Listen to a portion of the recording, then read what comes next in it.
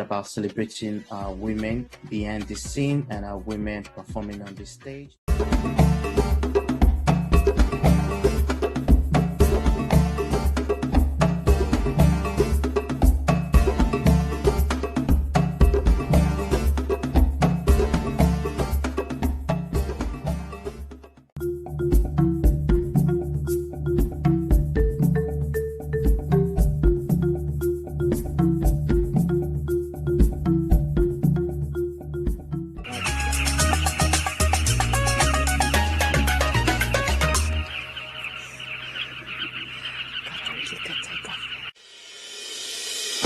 The International University of Management, a Namibian university dedicated to its people's future, a hub of abundant opportunities. We are IUM for life. We are IUM.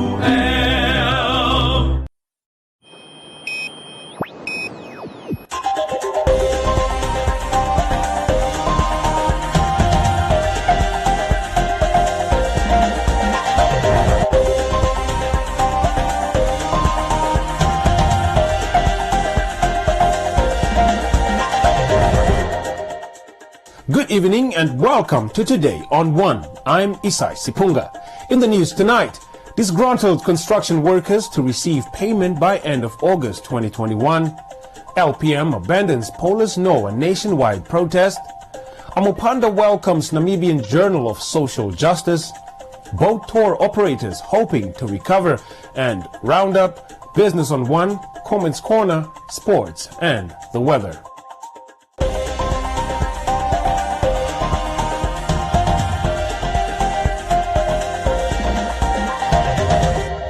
First up, after months of unpaid labor, construction workers building houses in Ochimise's Sievendelaan area finally received a notification from the construction company stating that the long-awaited payment will be made by the end of this month. At first, the construction workers, out of sheer frustration, locked the main entrance to the site in an attempt to halt the construction until their demands are met. Ek het die polisie gebel, ek het almal gebel. Waar moet ons as bouers ons klagte gaan gee? Want ons is swak gehalte mense. Ons kan nie vir ons opstaan en 'n prokureur gaan aanstel nie. Maar hoe word ons gehelp? Vir 'n doel het ons daai hek toegesluit. Soos daai proof of payment. Dit sê nie ek staan met die geld nie. Dis 'n papier wat ek kan enige tyd kan damage en weggooi. Sure, dis 'n groot probleem wat ons het. Some workers say the delayed payment forced them to take numerous loans to fund their day-to-day expenses. We have kids that we have to support, we have parents that we have to support. We have to eat. For 3 months we are laying. Today you tell us come Friday, come Monday. It's a story that they are busy playing with us. So they have to come straight to us and tell us where the problem is. As we are demanding for us, we will not open that until the people of the owner of the company, they have to come here and tell us why are they doing that. Ons staan met probleme wat lyk soos klein maar wat baie groot is.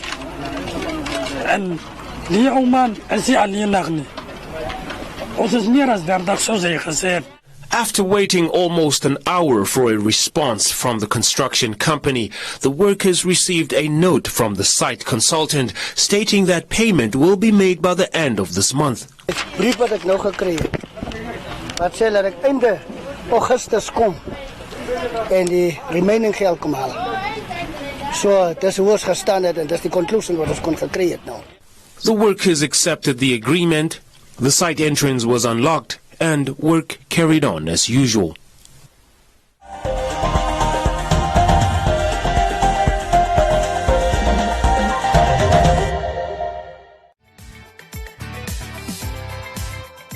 Are you a CMS member?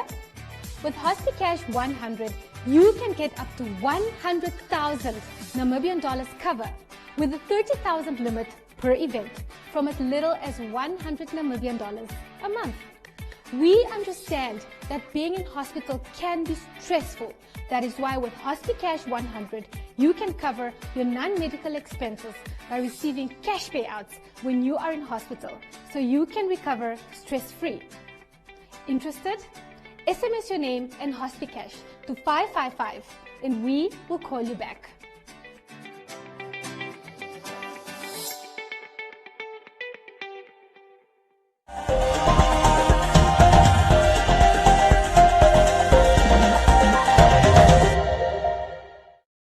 The Landless People's Movement has declined to join other opposition parties in a countrywide protest against Paulus Noah's reappointment as head of Namibia's Anti-Corruption Commission. LPM leaders Bernardo Swartboy and Henny Sebeb said that they would rather concentrate on returning to Parliament to continue the battle. Laston Voller has more. And we hope to see the Honourable Pete Cut on the 1st of September in Parliament. He has no choice. He must let go of all those shenanigans that they plan in the darkness of the cover. The Landless People's Movement LPM leader Bernardo Swartboy said that their lawyers advised them against joining the Paulus Noah protest. They are trying to call us to join them in the question of Noah. We said no. We have consulted our legal experts and they are telling us the chances of successful litigation in respect of the case of Mr. Noah is an uphill slope. It's an uphill slope because there are a number of legal hurdles that you have to cross. They are not looking at it. So this decision for us represents a refreshing look by the judiciary about the need for all of us to protect and defend our democracy. It was SWAPO's intent to keep us out for 10 months and hope that there is a backlash within LPM. That score failed. They failed in the court, and we have lots of work to do when we go back to Parliament to even more robustly, with or without the maze, articulate the issues for the people of this country. Swarbo added that everything they do is part of a bigger strategy and people can expect the unexpected from their party. Finger pointing, levels of maybe other conduct that we may deem redundant, maybe not.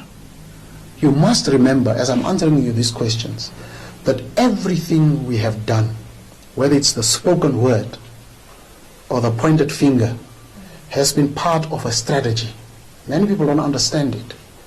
They ascribe whatever we do in Parliament as part of an emotional mismanagement. It may look like that to those that are not part of our meetings in terms of strategy. There is one opposition leader who, when he stands up, looks at the TV to see his face and starts to speak, honorable speaker, honorable members, and makes amends on the clothing that he has, and then looks the side. These politicians that have been in Parliament with that type of gentleman politics have not achieved anything. The formerly suspended LPM leaders are planning to return to Parliament in the coming weeks.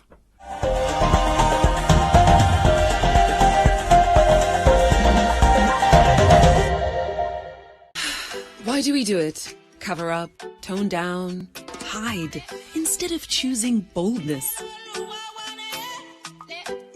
Celebrate the skin you're in with Nivea Rich Nourishing. Our triple layered care of deep moisture serum, natural almond oil, and vitamin E enriches your skin for 48 hours. It's time to show off your best skin. Choose to wear your skin with pride every time with Nivea Rich Nourishing.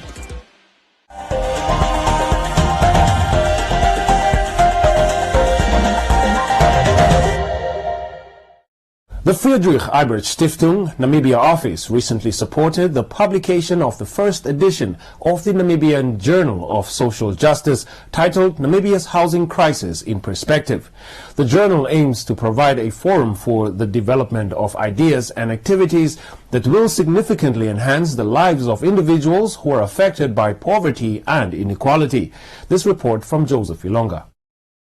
The Namibian Journal of Social Justice, which was virtually launched in collaboration with Friedrich Ebbe Stiftung, aims to provide scholarly views on the housing crisis in Namibia and how it can be solved. According to Guillermo Delgado, the program coordinator for the Integrated Land Management Institute at NAST, the majority of Namibia's population resides in urban areas, and most Namibians who live in these urban areas live in informal settlements. I mean, this journal comes at a crucial time. As some of you may know already, the majority of the population in Namibia lives in an urban area, and figures of the Shack Dwellers Federation show that most of these live in an informal settlement. Now, issues of urban land in Namibia have come a long way. From the get-go, urban areas were segregated places, making clear divisions between advantaged and disadvantaged. Urban areas were places of displacements, relocations, evictions, stuff that today are clearly considered human rights abuses. But after independence, urban matters were not given the rightful attention. But at the same time, much has been tried since then. So today we might be at a turning point about what to do. So through civil society pressure, very much motivated by social justice, urban land became one of the areas of land reform in Namibia in 2018. This speaks about a need from bottom-up of prioritizing urban land. Living conditions in informal settlements were identified nationally as humanitarian crisis. Indeed, the housing situation is a crisis. And if we take official figures of the number of plots of land or housing that get delivered every year, vis-a-vis what we need to overcome, not only catch up with the backlog, but to even anticipate the estimates of what is coming now, let alone prepare for the future. We are really in a sort of tight situation.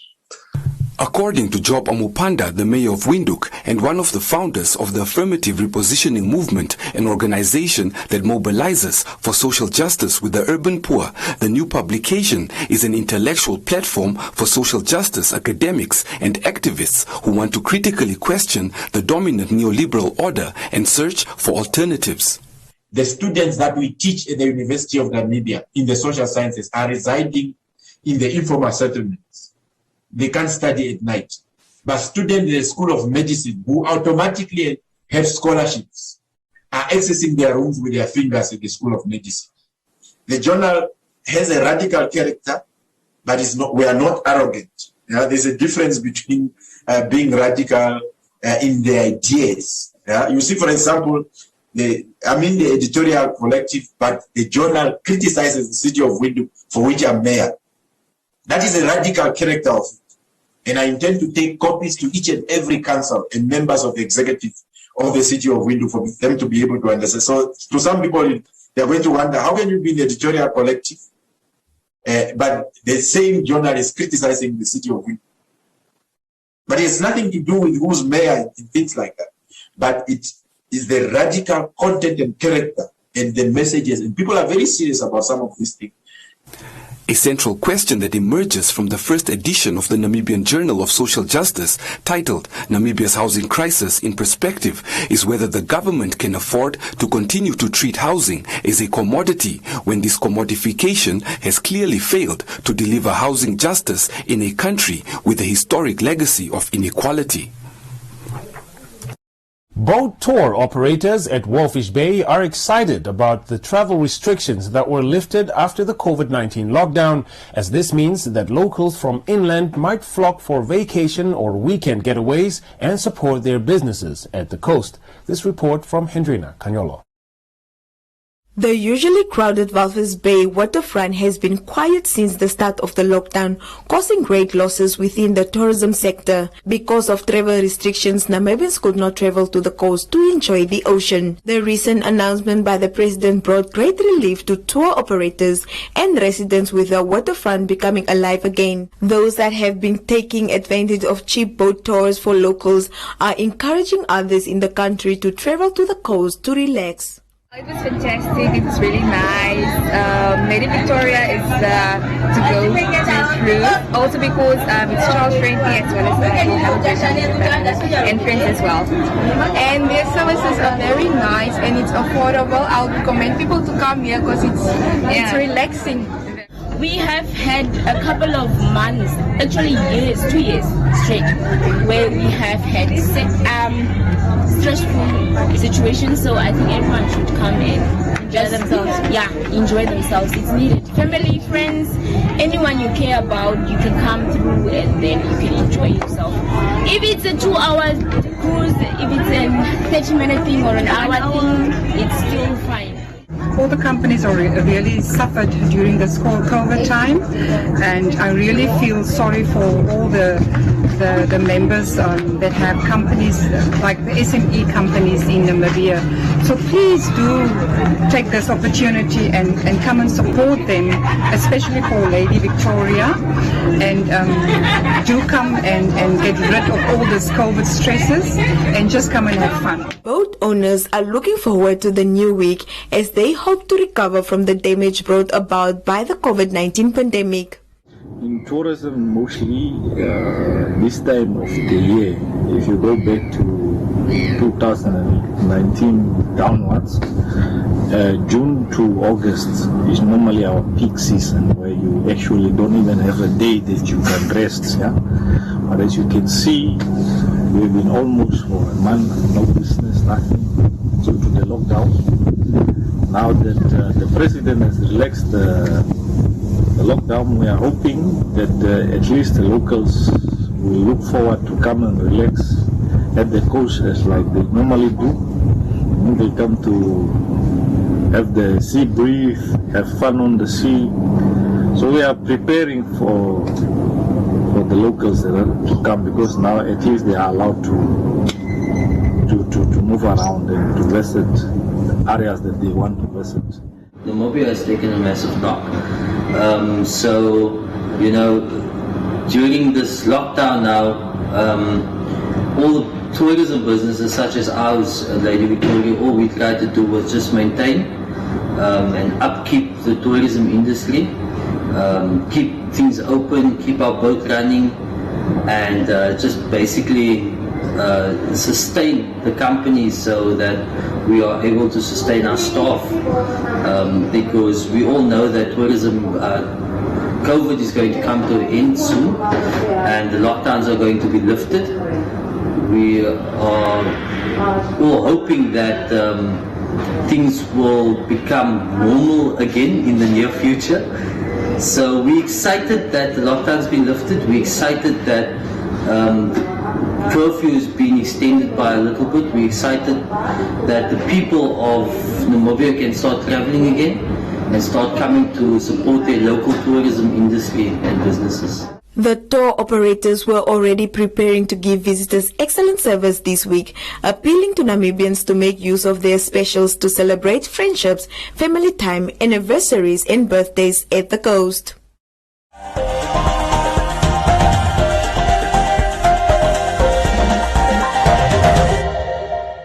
This is my favorite gear, cause it speaks for me and all my brothers. Nivea Men Black and White Deo. With 5 times Deo action to protect you and your favorite gear from stains. Try Nivea's #1 anti-stain deodorant. Nivea Men, it starts with you.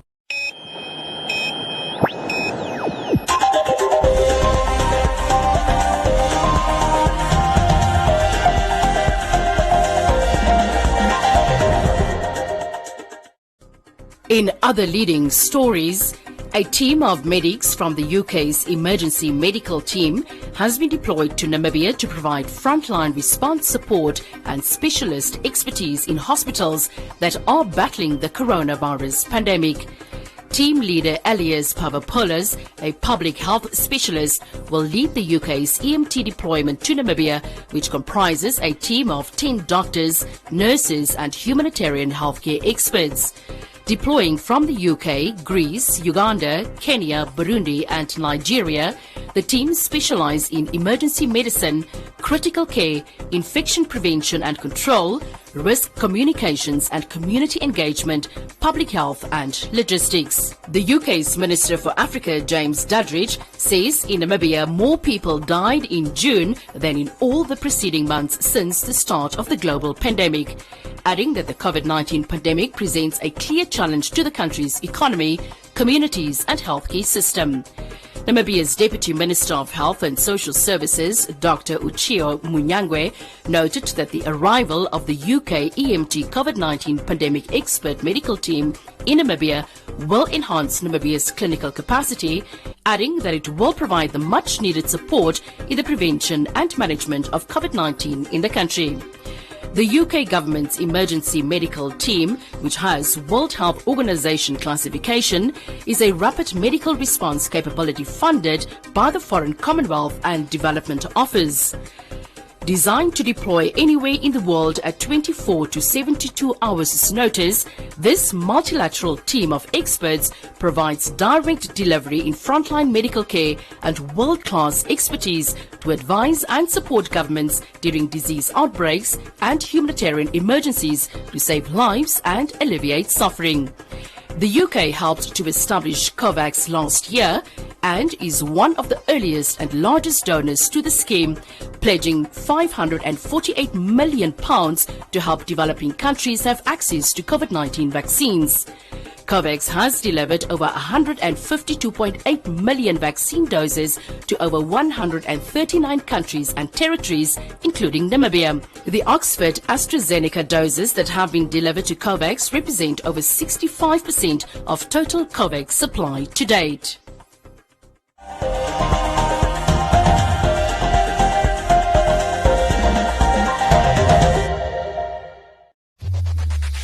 Win free airtime with hashtag #LearnOn1. Share your comments on the lessons. SMS your feedback, name and town to 555. Hashtag #LearnOn1. Invite learning in.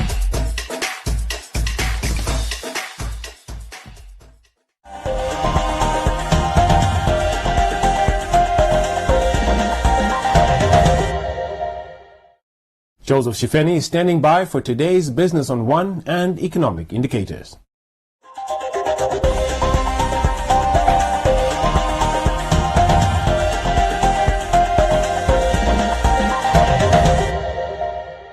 Welcome to Business on One. I'm your host, Joseph Shifeni.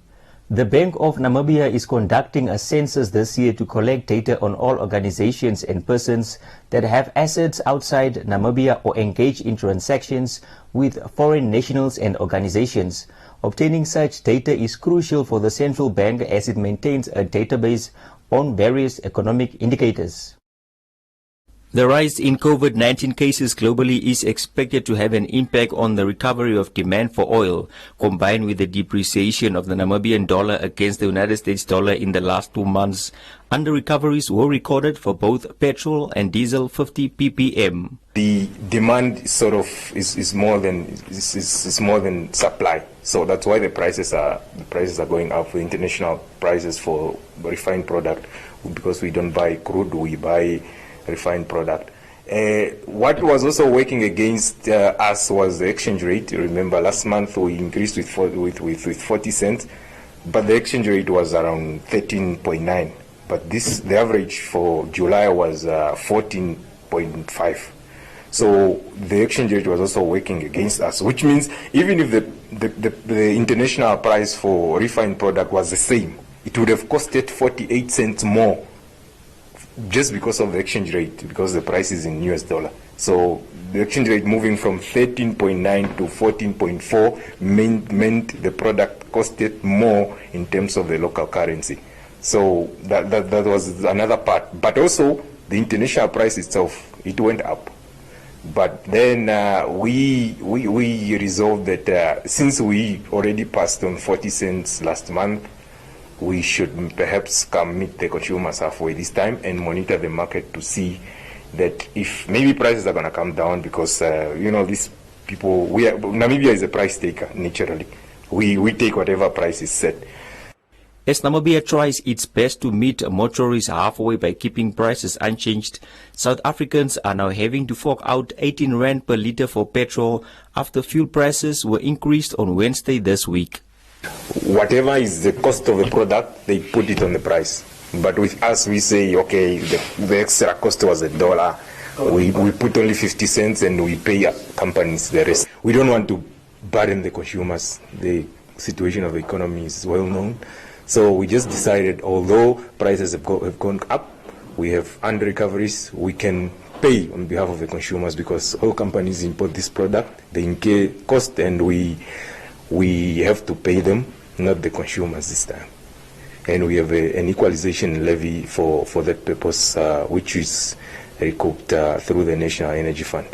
Nuyoma said it is still early days to give a forecast on oil prices for the coming month. For the time being, petrol remains at 30 Namibian dollars 55 cents per litre.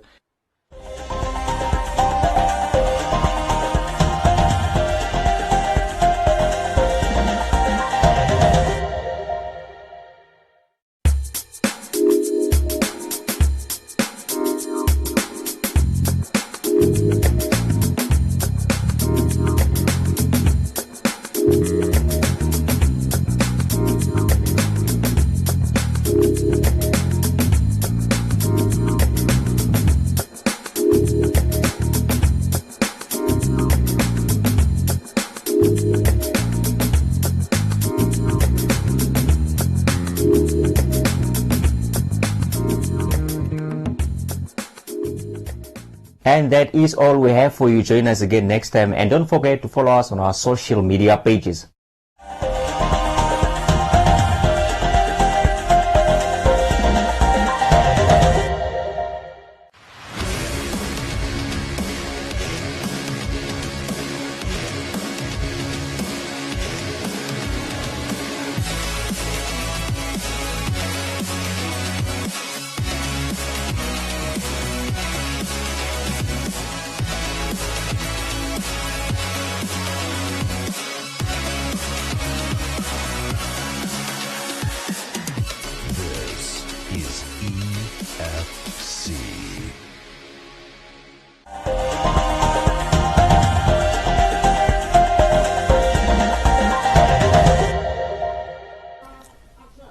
Time now for Comments Corner, your daily dose of comments from the hottest social media pages. The Beekers family lost the legal battle against the man who bought their house after it was allegedly secretly sold to him by a woman believed to be closely related to the Beekers family. Eviction notices have been served to them, and they have about a week to vacate the premises. Shambhala says it's really bad, asking how someone can sell a family house when the family has nowhere to stay. Namupa says the matter should be reported to the Office of the Ombudsman. Milton noted that the transfer took place in December 2019, adding that since then the matter is still pending. Jerome says the Ombudsman should provide legal assistance to the family,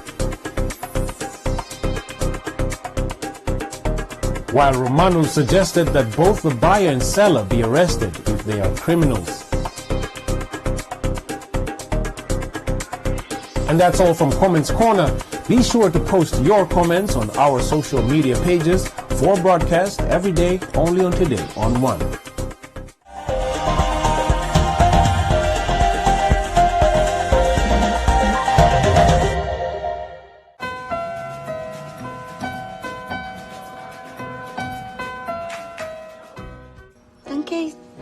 Steeds abandonment issues. Is moontlik? Ons moeite met die sprokies. Ek probeer so hard om my kind gelukkig te maak, maar ek kry dit nie reg nie. Probeer net help, dis al. Jy doen niks sonder bymotiewe nie. So jy hou van die tattoo? Nee. Maar jy kan nie liefde koop nie. En beslis nie myne nie.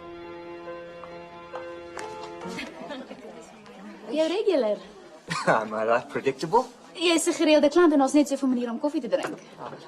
How do you like your coffee? Gewoonlik swart sonder suiker. Does black and bitter only pertain to your coffee preference? Ek hou maar net van my koffie sonder melk. Hoe gaan ek 'n bal raak slaan na 2 glase wyn? That was part of my plan. Wat? Om 'n tipsy te maak sodat jy kan wen. I'm terrible at putt-putt.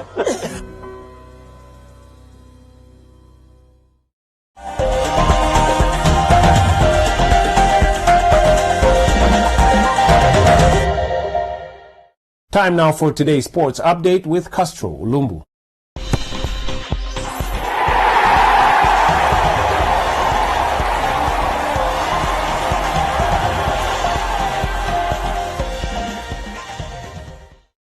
Welcome and thank you for joining me, Castro Ulumbu, for this edition of Sports on One. AIM School of Sports, in partnership with Namibia's first ever sports agency, which specializes in player image rights sales, sponsorship deals, player financial advice, tours and friendlies, Elifila Premium Sports Agency 27 will host the first sports management masterclass in the capital this weekend at the AIMS School of Sports headquarters. Today on One Sports Desk has more on this story.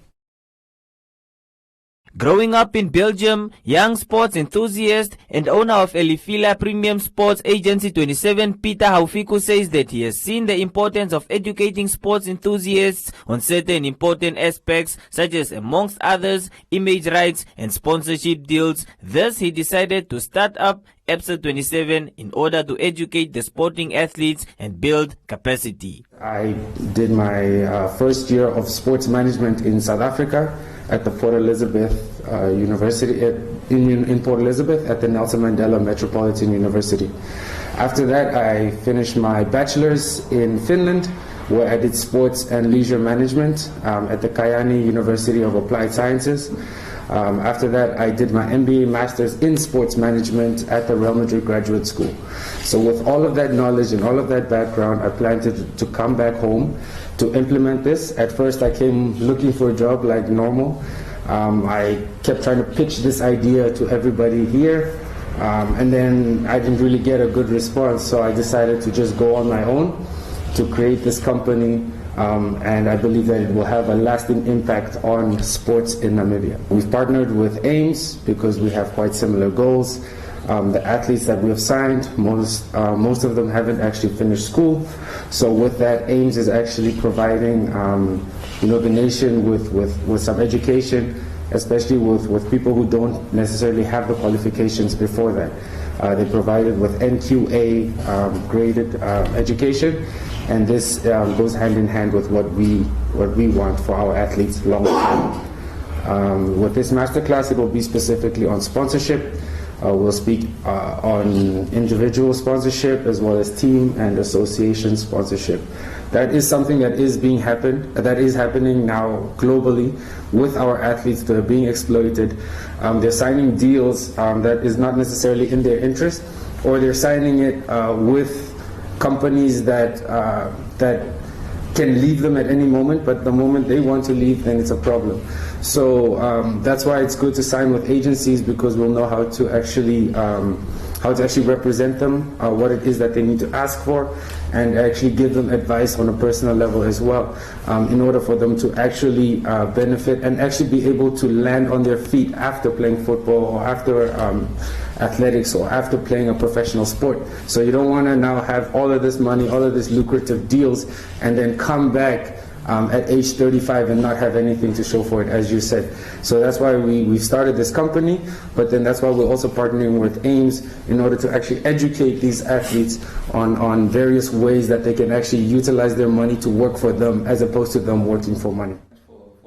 AIMS consultant Matthew Haikali stated that the idea to partner with Elifila Premium Sports Agency 27 for this program is part of the organization's strategic plans to develop sport enthusiasts and to professionalize sports in the country. What is important is that the masterclass is part of AIMS, as Mr. Gavaseb has said, is part of AIMS' advancement for professionalizing sports in the country. So it's our contributions towards both NDP5 and the HPP2 in terms of taking sports to the next level. One of the ideas is to be able to build the capacities for sports administrators, but it's not only administrators, it's also for other interested parties in sports. For example, Haufiku has issues around image rights. is going to be talking about sponsorship. But we know these are not areas that have been specialized in the country. So for us to be able to build an industry in the country around sports, one of the areas is to be able to capacitate different individuals who can be able to make this a success. We're also looking at inviting former coaches, both locally and internationally, in terms of talking to coaches. How do you become a successful coach? So this is a process that we're looking at also for building as part of AIMS, School of Sports, in terms of its capacity to be able to contribute to the development of sports in the country. So this is it's a whole process. It's a starting. We're looking forward to getting as many people interested. We'll be using both the face-to-face platforms, but also we are using online platforms because you know the numbers in terms of restrictions. So the class that's taking place this coming Saturday, we'll only have 10 participants who are face-to-face, but also it's open for other people to be able to enroll online. And the idea is to be able to get this message as wide as possible for us to build the capacity in the country. The Sports Management Masterclasses will take place on Saturday, the 7th of August 2021 at AIMS School of Sports headquarters in Windhoek West, starting at 9 o'clock in the morning till 1500 hours in the afternoon. That is all we have for you tonight. Join us again tomorrow for Sports on One, and don't forget to follow us on our social media pages. Thank you, Castro, for the latest in sports. Now we look at the weather forecast.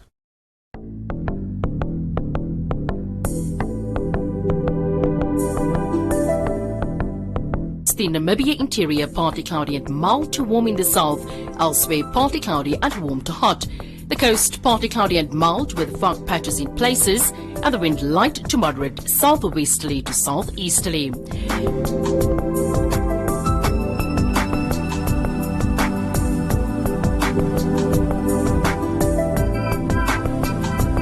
Now we look at minimum and maximum temperatures across the country and beyond.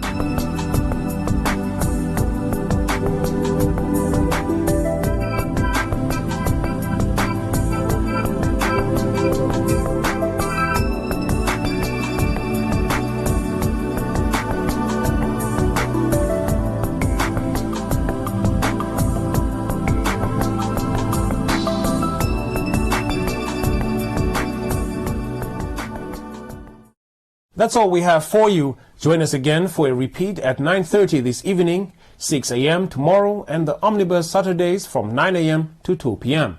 Till next time, it's good night.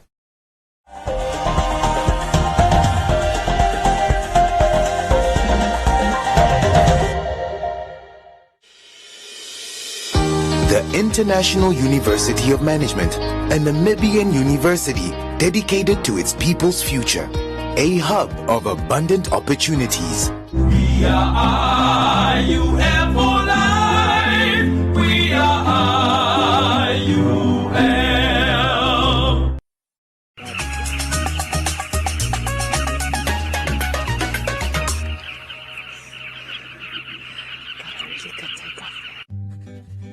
Prevention is important. Help prevent the spread of illness and keep yourself and others well.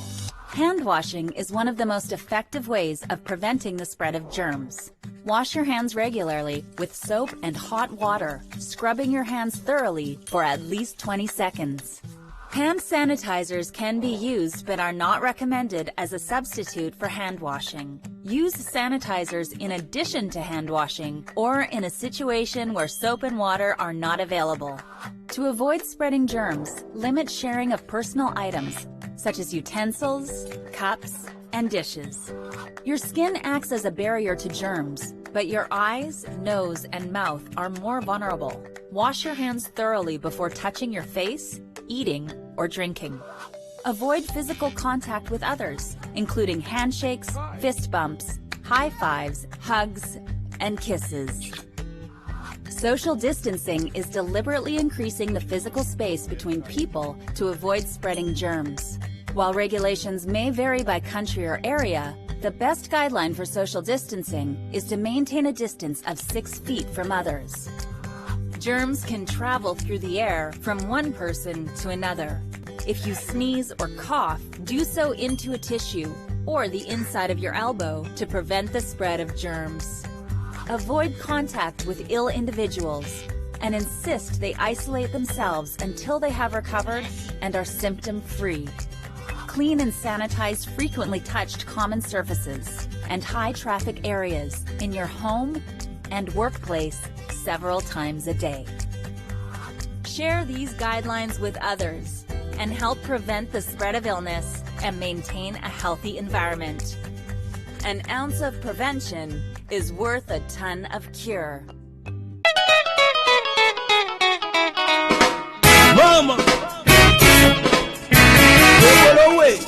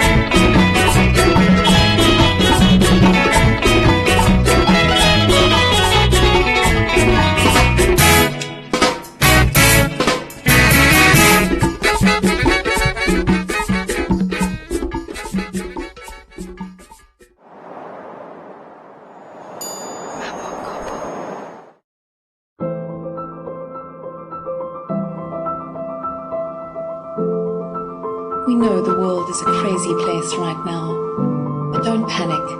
Take a breath. Slow down. Or better yet, stop completely. We'll still be here when everything settles down. In this time of uncertainty, look to nature. She has all the answers, you know.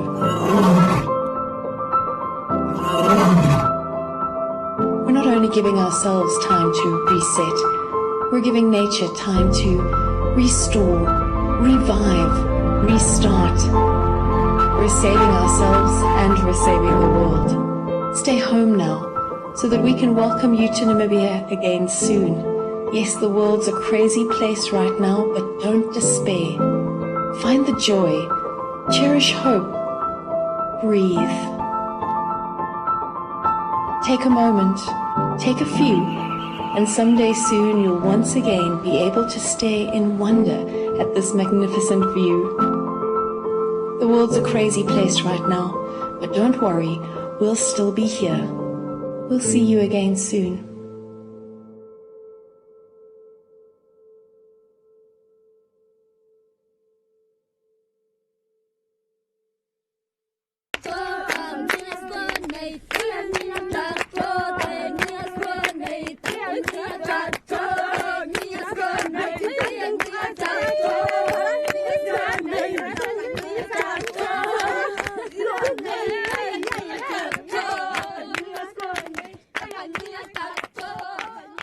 Omba Arts Trust is not just an organization for me.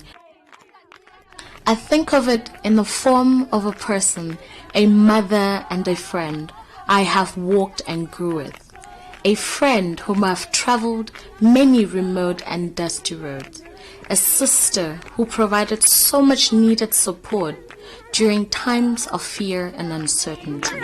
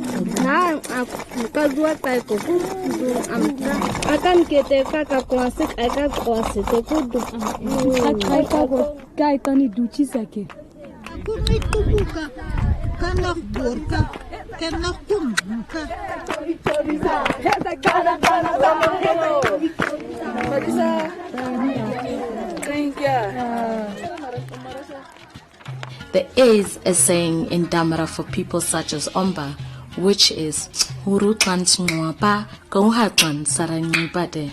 which simply means someone who will, with love, exchange your lean piece of meat with their fat one. It might sound simple when translated, but when used towards a loved and appreciated person, it gives such honor. It describes a person who will do everything to make sure you are taken care of. Besides, we all know how the Damaras love their meat. Good. Jy moet 'n bietjie meer reg wees, né? Soos die boere hulle mielies plant. Ja. I have seen Omba grow and turn into a light of hope for Namibians all over Namibia. I have seen women and men grow as individuals, becoming respected members of their communities, but also valuable providers of their families. I have seen people with no hope in their eyes light up when they see Omba arrive to fulfill a promise which was made and which they did not believe will be kept. I have seen women dance and sing for hours until the dust from their feet covers us all because the old friend has arrived. I've seen women standing up in front of a large number of people and express their hopes and dreams. I've seen people who have never left their village travel hours and hours to other countries and share their culture and experiences. I have seen children grow and become young women and men before my very eyes. Omba has been the sister holding hands throughout it all. Omba has built valuable and strong relationship with communities, empowering both women and men, but the impact on women can be seen and felt most sincerely. The work with the women has such a ripple effect all over the whole village, most especially the young.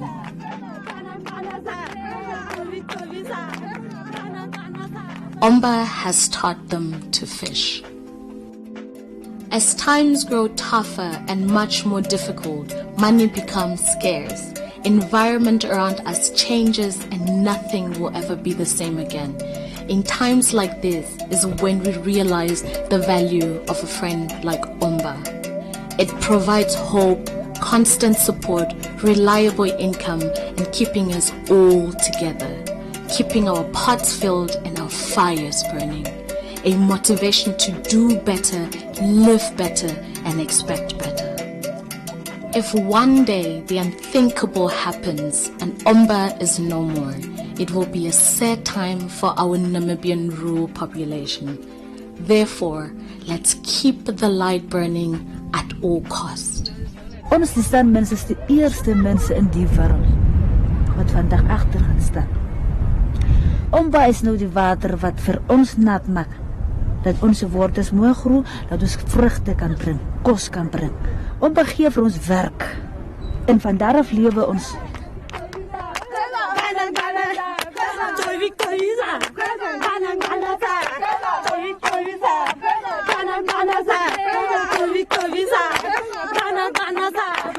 It's just an amazing story that ostrich eggshell beads, 72,000 years ago, the ancestors of the San were making ostrich eggshell beads, and today in the 2020s, Jumka women are still making those beads pretty much in the same way.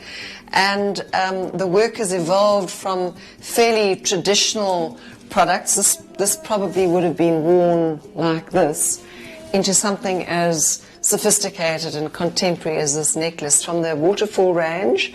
So here we are bringing the necklace to this gallery in Windhoek, and it then gets sold to customers in Europe, in America, and generating income for women, Jumka women back in the Kalahari.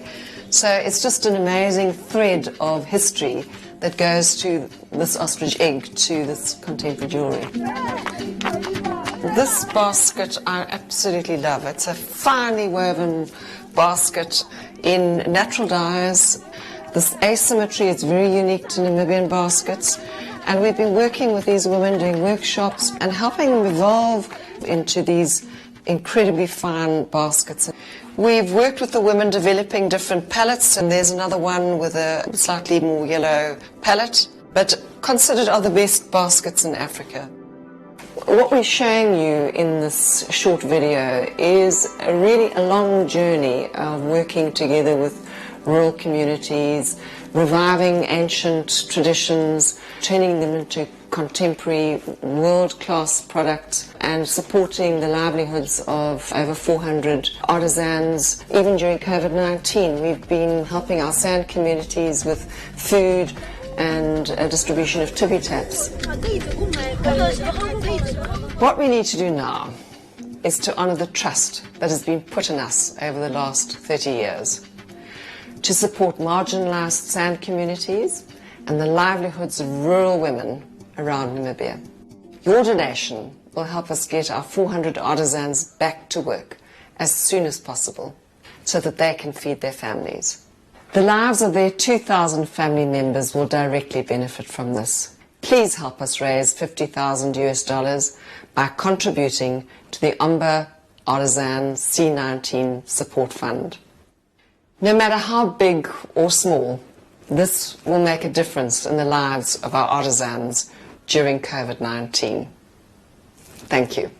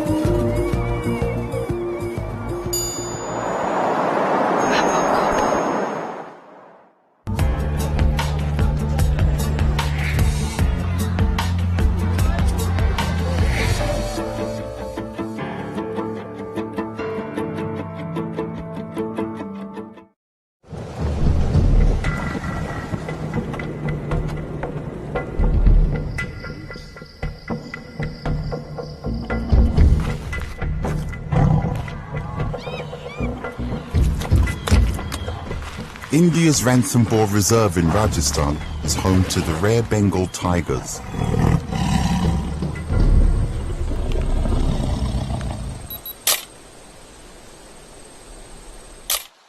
Every year, John Isaac, an Indian-born photographer, travels from New York City to document the lives of these majestic animals.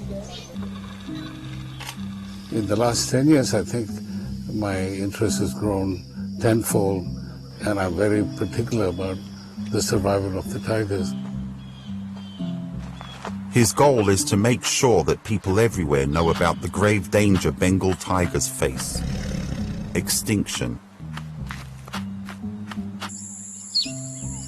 John holds seminars and photographic exhibitions from his visits to Ranthambore to raise awareness of the plight of these tigers.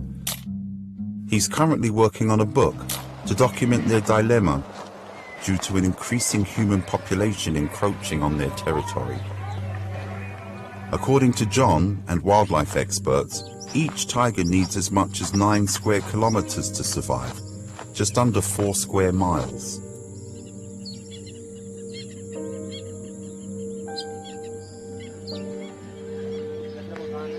The relationship between tigers and people has always been difficult, but now, with much less territory to roam, tigers often wander into human settlements. The conflict between the villagers and the tigers has always been there, and then government tries to compensate. If a tiger kills a goat or a cow, they pay a certain amount to the villagers. In the past, tigers used migration corridors or routes followed by wildlife for travel between summer and winter habitats. Now these pathways have been taken over by people who use them as living quarters and to reap firewood. We are trying to work with the communities living around and trying to reduce their forest dependency so that we can conserve this corridor patch for the smooth and easy movement of tigers. Jamuna Devi, a farmer, lives near one of the migratory corridors. She used to depend on the forest for grazing pastures. Now, thanks to a World Wildlife Fund initiative, Jamuna no longer needs to rely on the forest for her family's survival. The secret? Introducing new alternative crops closer to her home. साल बोया हमने खुद ने और ये तो अभी यही साल बोया है ये आया हुआ कांदा है हम 25 रोज को तो तारीख को तो बोया ही है और रोज में अंतर तो आगा भूलने लगा.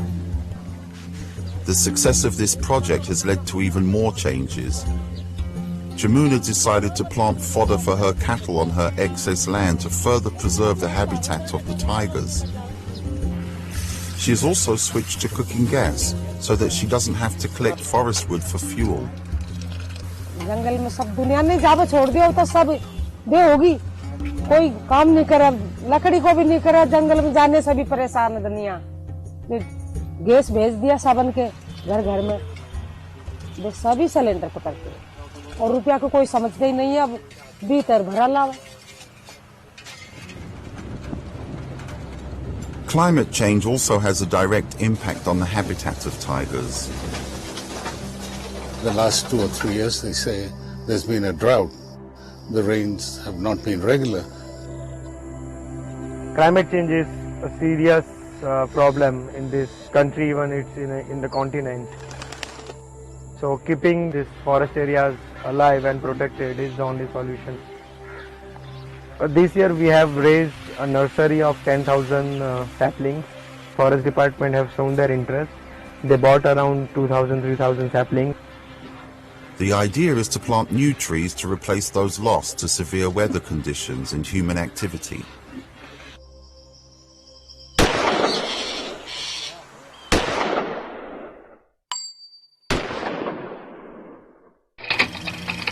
Poaching used to be a major threat to Bengal tigers, but thankfully the number of big cats killed by poachers has plummeted due to measures implemented by law enforcement agencies, resulting in less demand for tiger products. Especially the introduction of camera traps and digital apps, which automatically take photos of moving tigers and suspicious persons moving around in the forest.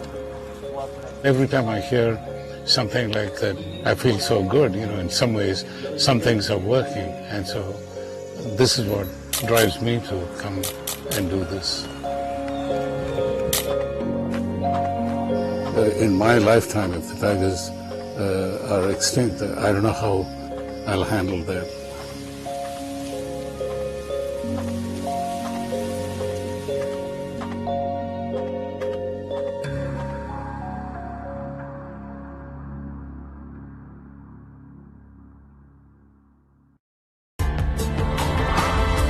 This report was produced by Mary Ferreira for the United Nations.